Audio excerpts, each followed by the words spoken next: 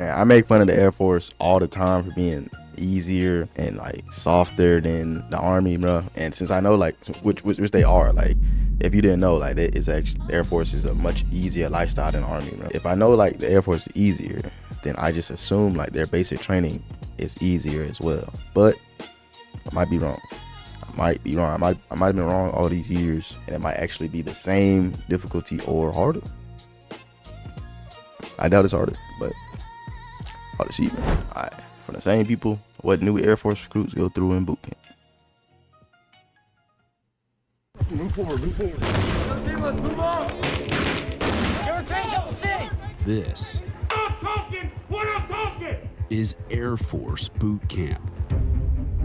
Before they join the United States Air Force or Space Force, all trainees... And what I really hate is kind of not related, but kind of is. I really hate how they stole our uniforms.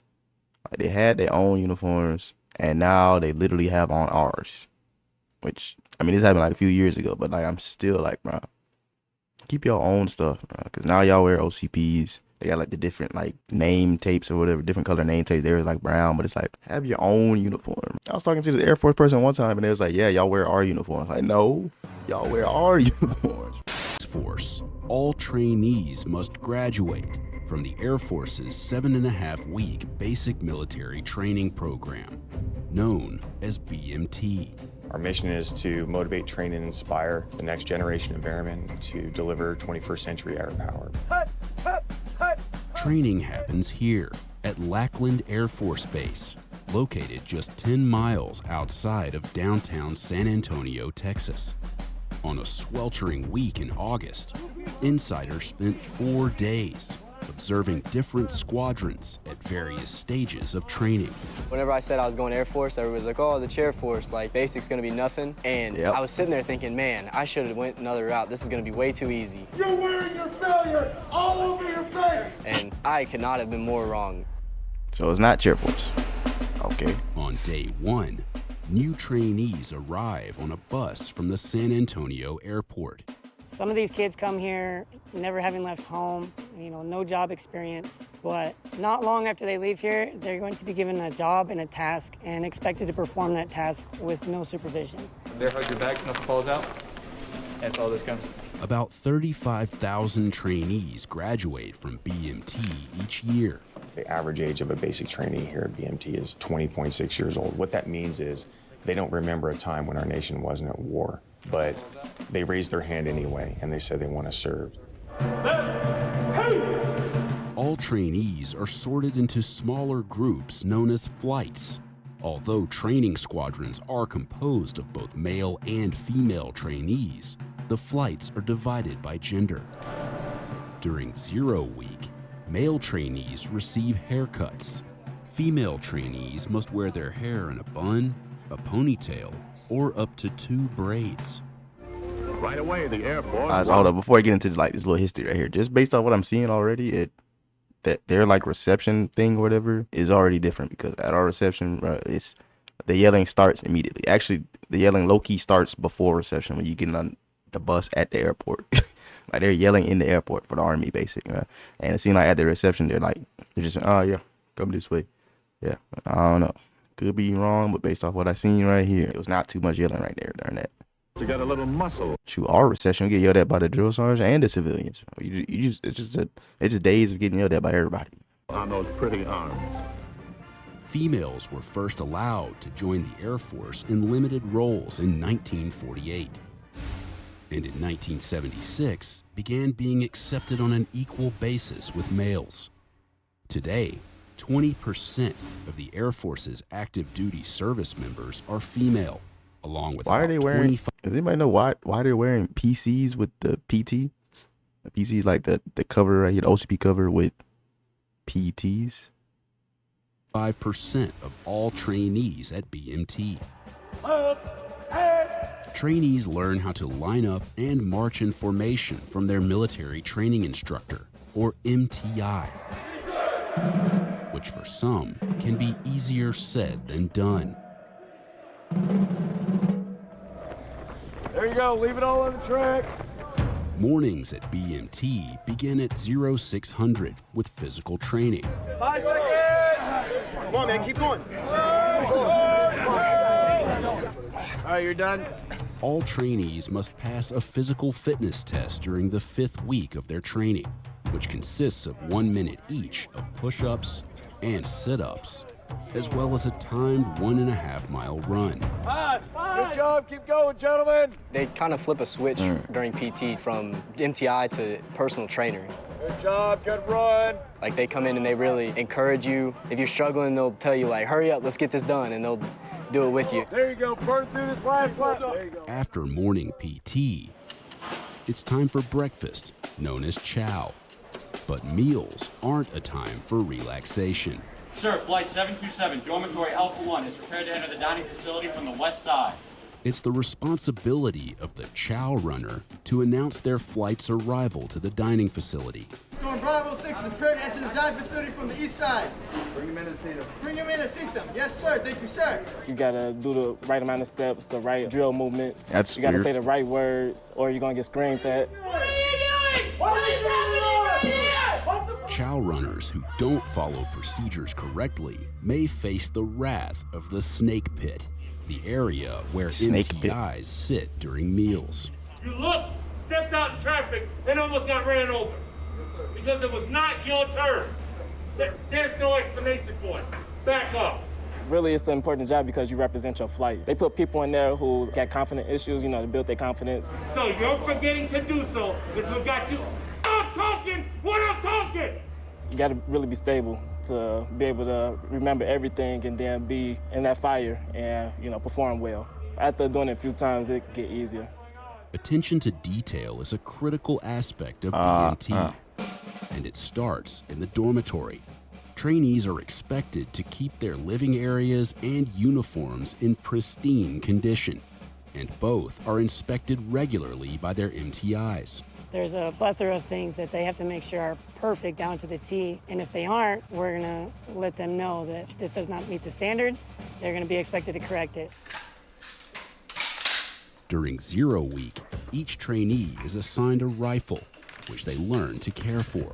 My heels are pretty much trying to touch the ground, and I'm facing downrange. 35% of BMT is classroom instruction.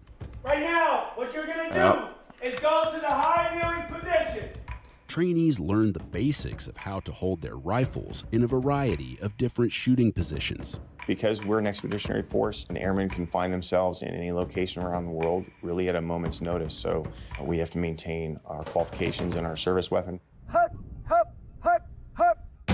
Nowhere is attention to detail more apparent than in drill practice. Get your jump. Stay in step. Drill is a lot of precision and discipline incorporated into certain movements in a formation.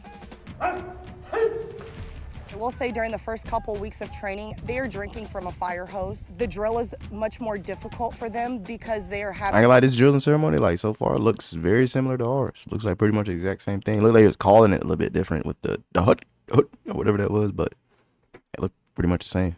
an overload of information being given to them. Left foot, left, right, left. Typically after the second or third week of training is when it all starts to make a little bit of sense, and around that time is when it looks a lot better. Training culminates in week 6 with an event known as BEAST, which stands for Basic Expeditionary Airman Skills Training. BEAST puts them through all the things that they have learned in 5.5 to 6 weeks, and we rehearsed it, if you will. During BEAST Week, trainees live in a simulated combat environment and are tested on various field training exercises and scenarios. So basically like the final I want FTX their backs to hurt, and I for want their Army. feet to hurt after that 5 days of training out in the field. Because they need to ingrain to them right now the character. What does it take to be an agile airman and an agile guardian in the United States Air Force? Wait, he said 5 days? I ain't gonna lie, that's actually longer than the Army's final FTX. It's like three days, I think. I don't remember, it's been a while. But they're out there for 5 days. Well, it's actually longer. During combat arms training and maintenance, trainees learn how to handle and fire an M4 carbine. Forward. Slow. Trainees first learn how to safely load and fire their weapons in the classroom before heading out to the firing range. The line is ready. Fire! Where they'll fire their weapons from several different positions. Trainees fire a total of 76 rounds and must hit their target on at least 12 of them. Trainees who score 22 or higher qualify as expert. The reload is out with the old. In with the new.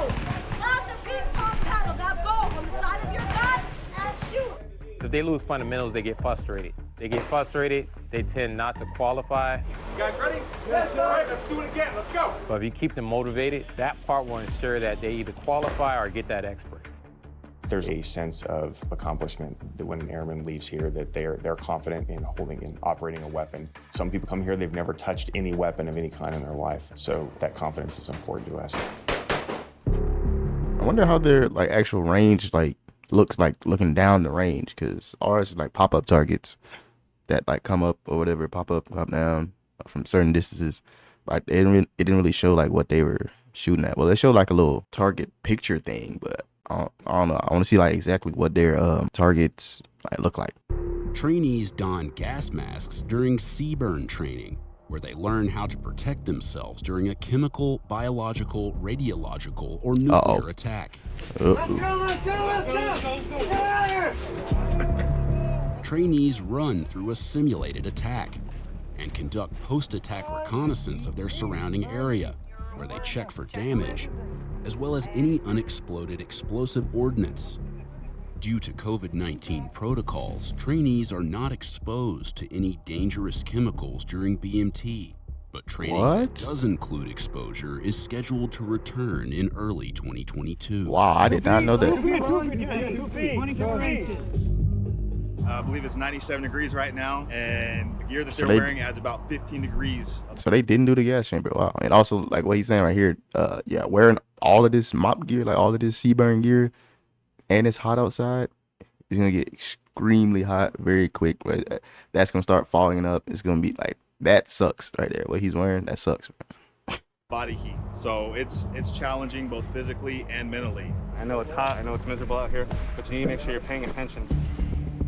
I think it's a unique experience. I remember the first time I put on a gas mask and how cool I thought it was. But there's no doubt that after wearing that gear for a few hours, especially in the Texas heat, they probably get tired. You're ready of it to just quickly. I take like that to off. joke with some of my students and tell them, hey, the best part of CBRN is returning the gear at the end of the day. LDP1. What is LDP1? What's LDP1? Figuring out how to coordinate with your team, that would be the most difficult part, especially in like all that really clunky gear. It's hard to move around, but it was still fun. Trainees are also trained in Tactical Casualty Combat Care, or TCCC, which teaches them how to perform potentially life-saving first aid in combat. Once I go through once, I'm going to go back the opposite direction. That's what's going to create that direct pressure. The trainees learn how to properly apply tourniquets, as well as how to evacuate a wounded airman to safety. Skills they'll need to know when it comes to the culminating event of Beast Week, simply known as the Village. The trainee's mission is to infiltrate the village and rescue an injured airman located somewhere inside.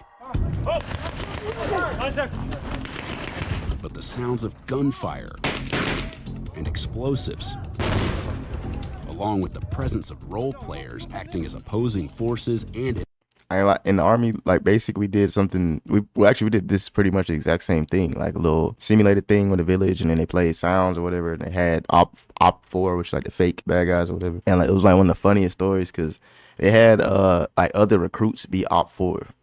So it was like some of them, and it was one of them, he spoke a different language. He spoke like some African language, I don't know what he spoke, and they had him be a civilian, and he just popped out of nowhere just speaking his language and like waving his hands and everything. We were just like what do we do right here, man? And then it ended up making like some fake explosion go off or whatever, and then like at the AAR, it was like afterwards, they told us that basically he was telling us there was a bomb in his language, but like we just saw him pop up, so we just like what do we do? Good times, man. Innocent bystanders make for a stressful environment. You're trained to sing. we all kind of rushed in and then didn't really know what to do. We were all just kind of like looking around like, what the heck is going on? That's what's happening with me. And then it completely fell apart. Like as soon as we walked through, pretty much, it fell apart. Bang, bang, bang, bang, bang, bang, bang, bang, bang. Oh, they're all bang, cooked. bang, bang, bang, bang, bang, bang, bang, bang. All they are cooked. Responsible for throwing the different scenarios at them, having them feel the pressure while they're out here at the village. That way they can actually use their minds and think about what it is that we've taught them and trained them on in a scenario where they're actually under pressure. Put your hands above your head. Put your fingers. Put your feet. Trainees are taught how to defuse situations with opposing forces Sir. and are instructed to use minimal force on those who are non-compliant. What do you do when they don't comply? But the stressful environment can cause some trainees to freeze. Can I see?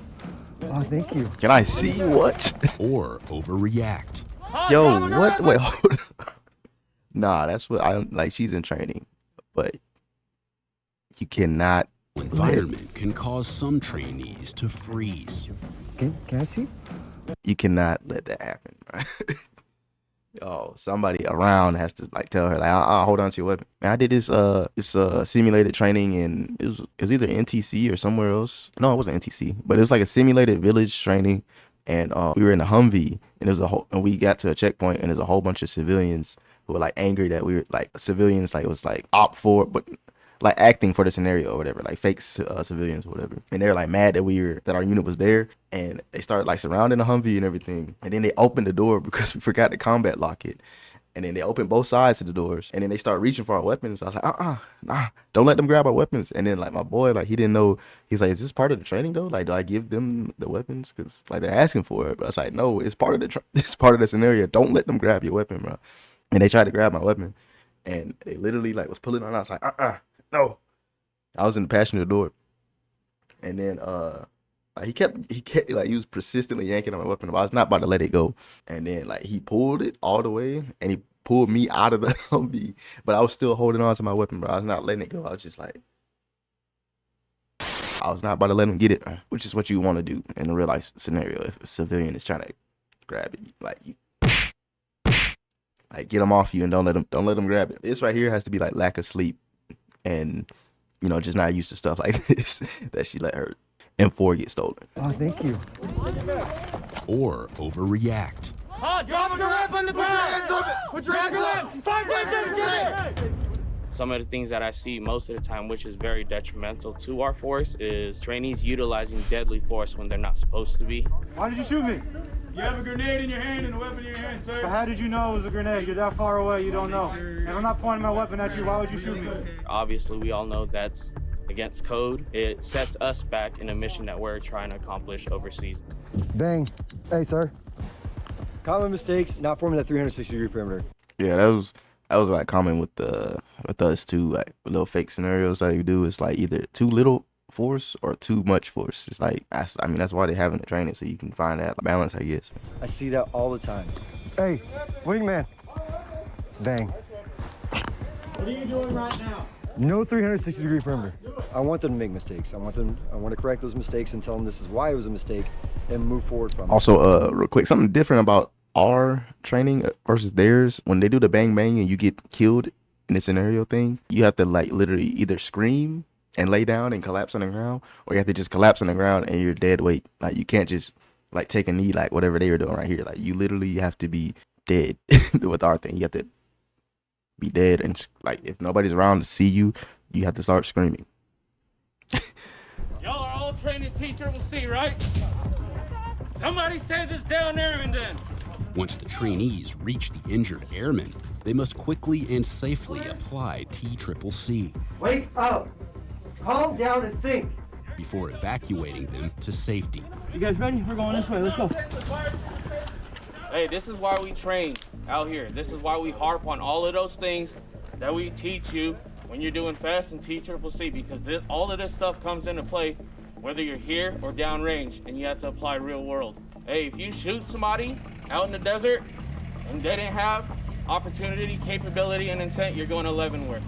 We try and expose the mistakes. That way they can make them here where it's a safe environment and actually leave the village They get sent with to Leavenworth a different too? understanding That's of all where branches? they need to work on themselves. Good job. Having survived Beast Week, the trainees returned to base with the toughest week of BMT behind them. They see it often as a rite of passage. They've been out there, they've achieved that difficult thing. So by the time they come back from Beast, there's a new sense of accomplishment. Friends and family gather to see their new airmen and guardians graduate. It's remarkable to watch how in just 7 weeks, which is not very long, it can make such a difference in someone's 7 life. weeks, wow. They walk a different way. They talk a different way. The amount of confidence they exude and the pride that they obviously have after having gone through this is so clear and it's so evident.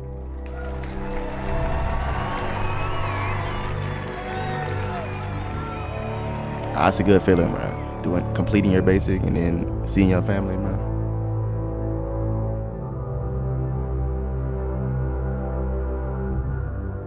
After graduating from basic military training, airmen and guardians head to technical school to start the next chapter in their journey in the U.S. Air Force and Space Force. Those who joke about us being the chair force, I would tell you, well, it's easier to sit in a chair than it is to sit on a rock.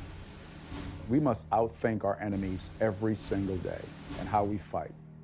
But what I would tell those who joke is to stand a post because we have a nation to defend. Yeah, we gonna joke. We gonna keep joking, but it's all love. You know what I'm saying? Y'all are literally still the chair force. Not gonna lie to you.